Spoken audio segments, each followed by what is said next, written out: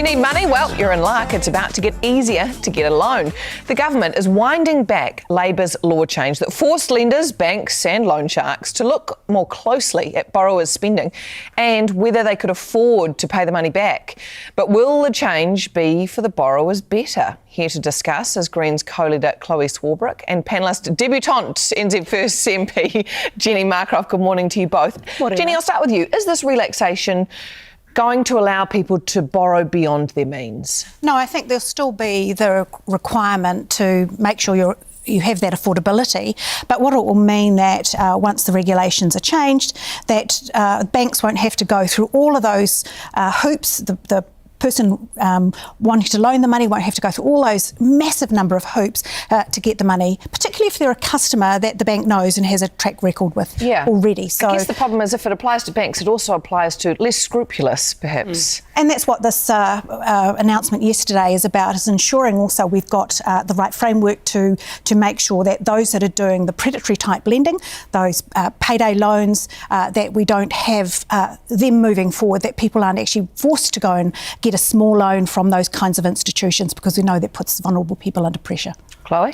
Look, I'd say that this CCCFA has actually unfortunately been polarised in a way that hasn't contributed to the public's understanding of what the legislation and the regulation is and does. And you'll actually see that there's relative political consensus on the fact that the regs do need to be updated. I mean, just prior to the election, Dr. Duncan Webb, who was then the Minister in charge, had announced another review, which obviously was kiboshed with the election.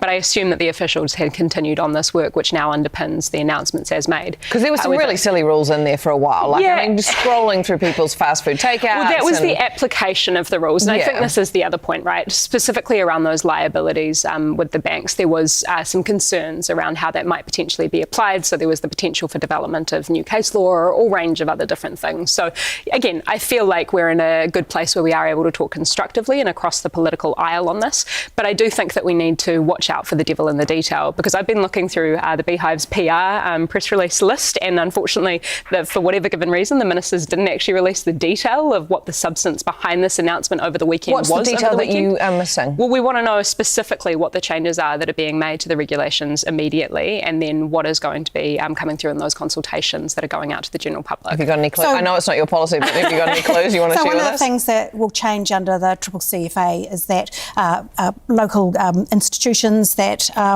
might want to enable people to put a heat pump in their home or do their insulation, they will no longer be required to fall under that. So they'll be exempt from that. So that's just one example of some of the detail coming through.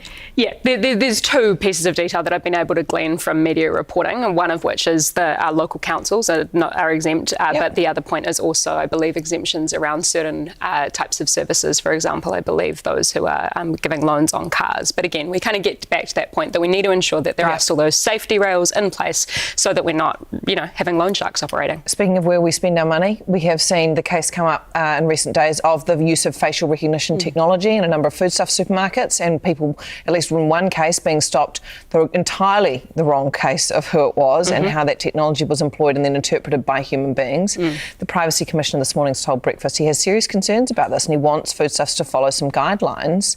Can we be confident, Jenny, that the supermarkets can be trusted to employ this sort of quite invasive technology? Well, we're a little, obviously, New Zealand First, we traditionally have been a little bit sceptical about this type of technology, recognition type technologies, and we do need to really proceed with caution on this. What we do know with AI coming down the pipeline for us is that very soon it's going to be very difficult to know what is real and what is augmented, and that has implications right across everything that we're doing and going to be doing into the future. So one thing that has happened, in acknowledgement of what this technology and the implications has for government, is that the Minister for Digitising Government, Judith Collins, has put together an AI caucus. We've had our first meeting. There's 22 members. It's cross-party. 4 of the 5 parties in Parliament have joined that caucus, so we're going to be doing a piece of work relating to what are the implications of artificial intelligence. If it's making mistakes like this now, though, that impact people's lives, it's not really up to standard use to be rolled out, is it, widely? We certainly have to proceed absolutely with caution, and I think it's right, absolutely, that the Commerce Commissioner is taking an inquiry at the same time as this trial is going on. I'm really pleased to hear that. I'd just say we're sleepwalking into this. I mean, look, you only need to look at the States where, albeit some could argue, captured a little bit by industry when it comes to kind of voluntary guidelines that are industry-led. The funny thing is Whole Foods has just completely scrapped its trial because it turned out it was a bunch of people in a call centre having to look through everything anyway because it didn't work at all. But yeah. Yeah, a facade of it. And the second point that I would make is that in Europe, they're looking at more kind of regulation in this space as well. But we are lagging massively in Aotearoa and New Zealand. So do we need more government regulation? Does the government need to step in here and start writing some legislation that will cover these sorts of scenarios? Oh, definitely we need to start looking at what does legislation look like in the space, absolutely. I think that's a given and definitely probably will become more of a cross-party type of piece of work that needs to happen.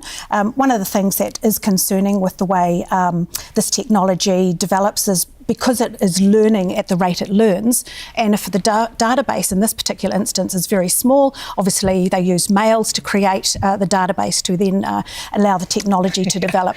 You know, it has probably white males, I would imagine as well. They're just like adding to the any of us sitting here, you know, but, we could be targeted, so we need to be really, really cautious about But this is specifically the issue with importing this technology here, is that it has not, you know, run scans on faces of the thousands of, you know, different types of faces that we have here in Aotearoa and New Zealand. And the reality is, as criticism, both domestically and internationally, is borne out, that the biases that are present, and AI in particular, replicate the biases that we have structurally in society.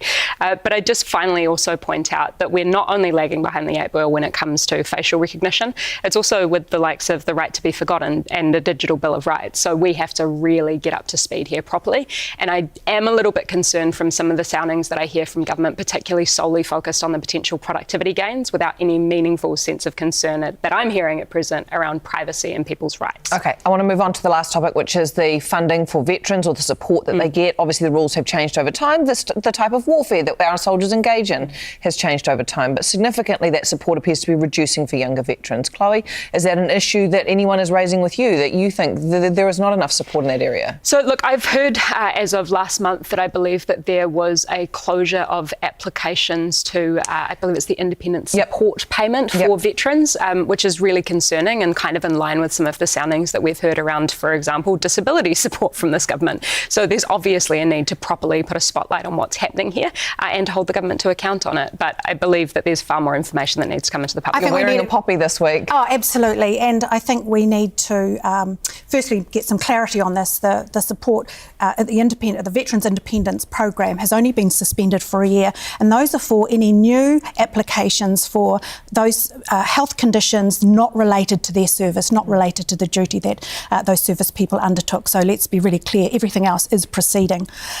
We need to make sure, it is Anzac Day coming up, and take this moment to acknowledge the service that my father, he was in the J Force, also in the K Force.